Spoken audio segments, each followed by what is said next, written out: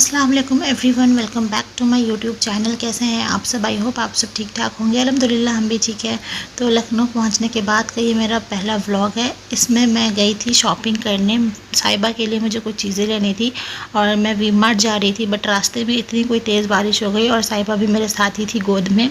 तो हमने सोचा कि अब हम जब निकल गए हैं तो हम काम करके ही लौटते हैं, और वैसे भी वापस जाने के टाइम पे और भीग जाएंगे।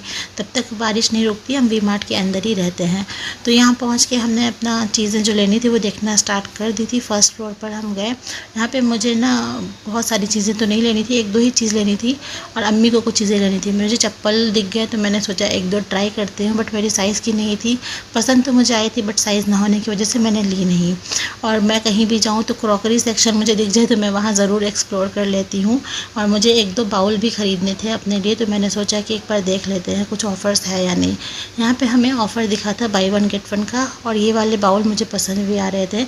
मुझे एक लेना था और मेरी बहन को भी एक लेना था, तो हम दोनों यहाँ पर अपने अपने लिए पसंद कर रहे थे। यहाँ पे दो शेप्स के बाउल थे, एक तो राउंड और एक दूसरा स्क्वायर, और हम दोनों ही कंफ्यूज हो गए थे कि कौन सा लेना चाहिए। फिर हमने डिसाइड किया कि एक राउंड लेते हैं और एक स्क्वायर लेते हैं, तो हमने फिर दोनों ले लिया। बट जैसे ही हम काउंटर सेक्शन पे गए बिलिंग कराने, तो वहाँ पे हमें पता चला कि ये ऑफ़र अब ख़त्म हो चुका है। ये by one get one free नहीं है, 99 रुपीज़ ईच है।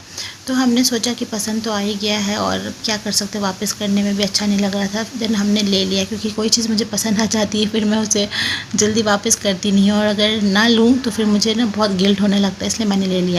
नीचे हम आए थे कुर्तीज़ के सेक्शन में। मेरी बहनें कॉलेज जाती हैं तो उनको कुछ कुर्तीज़ की ज़रूरत थी, तो वो यहाँ पर चेक कर रही थी। यहाँ पे ऑफ़र था बाई टू एट 299 ईच। अगर हम एक ख़रीदते तो एक पड़ता हमें 400 रुपीज़ का।